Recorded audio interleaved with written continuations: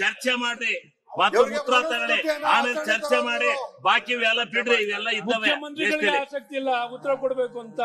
ಈ ರೀತಿ ಅವರು ಬೇಕು ಈಗ ಉತ್ತರ ತರಿಸ್ತೀವಿ, ಅದ್ರ ಬಗ್ಗೆ ಮಾಹಿತಿ ಅದು ಕಾನೂನಿನ ಚೌಕಟ್ಟು ಅಲ್ವ ತರಿಸ್ತೀವಿ. ಮೊದಲು ಅವ್ರಿಗೆ ಉತ್ತರ ಕೊಡಕ್ಕೆ ಅವಕಾಶ ಕೊಡಿ.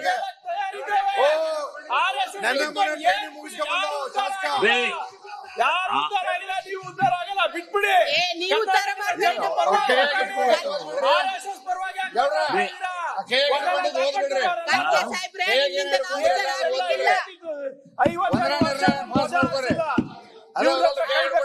ದೇಶಭಕ್ತಿ ಪಾಠನಾ?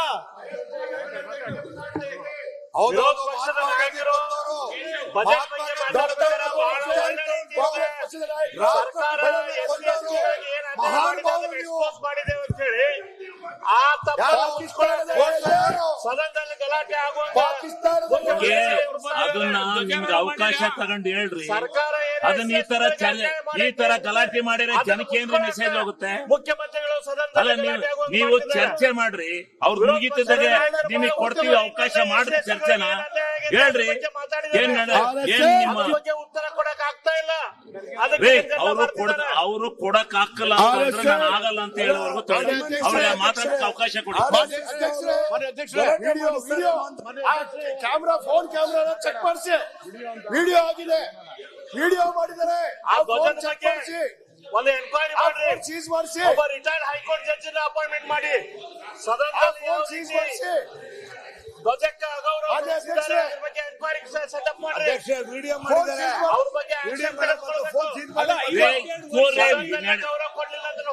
ಸಭೆ ನಡೆಸೋಣ ಕೂರ್ರಿ. ಎಲ್ಲ ನೀವು ಮಾಡಿದ್ರಿ. ಸಭೆ ನಡೆಸ್ಬೇಕು. ನಿಮ್ಮ ವಿರೋಧ ಪಕ್ಷ ನಾಯಕರೇ ನಿಮ್ಗೇನಾದ್ರು ಸದನ ನಡೆಸ್ಬೇಕು ಅನ್ನೋ ಇಚ್ಛಾಶಕ್ತಿ ಇದೆಯೇನ್ರಿ? ಇಚ್ಛಾಶಕ್ತಿ ಇದ್ರೆ ಹೇಳಿ, ಇಲ್ಲ ಅಂದ್ರೆ ವಾಪಸ್ ತಗಿಲಿ. ನನಗೆ ಇದು ಕೊಡೋ ಅಧಿಕಾರ ಇಲ್ಲ. ಅದು ಅವ್ರ ವೈಯಕ್ತಿಕವಾದ ಇದದು ಅಧಿಕಾರ. ಅದು ನಾನು ಹೇಳಕ್ಕಾಗಲ್ಲ. ನೋಡಿ, ಇದು ಕೆಟ್ಟ ಹೆಸರು ಬರುತ್ತೆ ಸಾರ್ವಜನಿಕವಾಗಿ. ಬ್ಯಾಡಿ, ದಯವಿಟ್ಟು ಸದನ ನಡೆಸಕ್ಕೆ ಅವಕಾಶ ಕೊಡಿ. ಸರ್ಕಾರಕ್ಕೆ ಆ ಜ್ಞಾನ ಇರಬೇಕು. ಸದನ ನಡೀಬೇಕು ಅಂತ ಸರ್ಕಾರಕ್ಕೆ ಜ್ಞಾನ ಇರಬೇಕು. ಸದನ ನಡೆಸಕ್ಕೆ ನೀವು ಅಡ್ಡಿ ಮಾಡಿದ್ರಿ ಅಂತ ನಿಮ್ಮ ಮೇಲೆ ಆಪಾದನೆ ಬರೋದು. ಅಜ್ಞಾನ ಇಲ್ದಿರೋ ಸರ್ಕಾರ ಮಾಡ್ತಾ ಇದೆ ಇದು. ಹೇಳಿ, ಮುಖ್ಯಮಂತ್ರಿಗಳು ಉತ್ತರ ಕೊಡ್ತಾರೆ. ಈಗ ಮುಗಿಸಿ ಕೊಡಿ. ಸಭಾಧ್ಯಕ್ಷರೇ, ನಾನು ಉತ್ತರ ಕೊಡ್ತಾ ಇರೋಂತೆ